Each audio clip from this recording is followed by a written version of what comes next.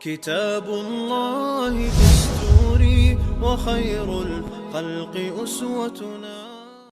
If I was going with a bunch of young men and women on a bus and we drove by a beautiful mansion, it's just a gorgeous house on top of a hill, just an absolutely beautiful, stunning house. And the driveway into the house, there's a gorgeous car parked outside. And on the back of the house, there's this incredible backyard and a swimming pool and all of it. I mean, whatever you can imagine is there. It's like it's a piece of Jannah on earth. And you see the guy walking into his house. We're driving on this bus and we see this guy walking into his house. And I asked these young men and women, do you think that guy's successful? Do you think he's successful? Overwhelmingly, what is going to be the response?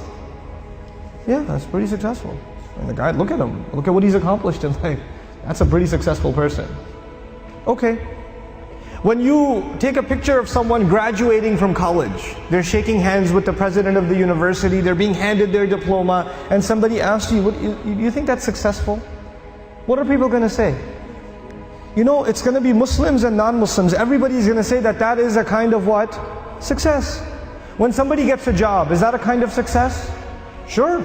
We congratulate people when they get a job. When somebody buys a house, when somebody starts a business, when somebody gets a new car, when somebody gets married, when people accomplish things in life, then we celebrate them because these are different kinds of small and big successes. Isn't that true?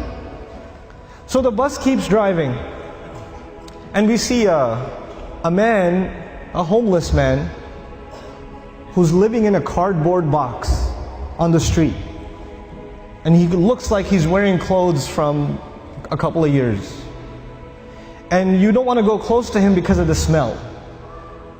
And I ask my students, do you think that guy's successful? What do they say? They say he's not successful. Now imagine if I was riding in this bus, but in this bus there were not Muslim boys and girls, but they were Christian boys and girls, or Jewish boys and girls, or atheist boys and girls, or agnostic boys and girls, or Buddhist boys and girls. And I asked them the same exact question. Do you think their answers would be the same? Yep, their answers would be the same. That's the problem. The problem is the way we think about success and the way we think about failure. For Muslims, it's supposed to be different. All human beings can see it a certain way, that's fine. They have the apparent view of success and failure. But us, Muslims, Allah has given us clearer glasses. And once you look at reality through these glasses, you see something other people cannot see. You see something other people cannot see.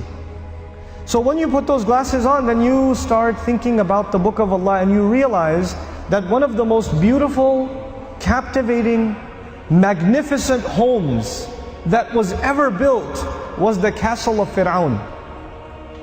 It was one of the most amazing homes ever built. And if our bus was driving by the castle of Fir'aun and he was walking into his house and I asked my Muslim children, is that successful? Is that guy successful? What would their answer be? Fir'aun is not successful. He's one of the worst losers in all of human history. Isn't that the case? What was the second kind of person we ran into? There was one guy walking into a mansion. What was the other guy? It was a homeless guy. Okay. Ibrahim alayhi salam was kicked out of his house. He was told to leave the house. So he's homeless. Well, was he successful? He was. Actually, he's one of the most successful human beings that ever lived. Now the Quran is teaching me that a homeless man is successful and an incredibly wealthy man is what? A failure. You know what the Quran is teaching me? The Quran is teaching me that success has nothing to do with wealth. And failure has nothing to do with poverty.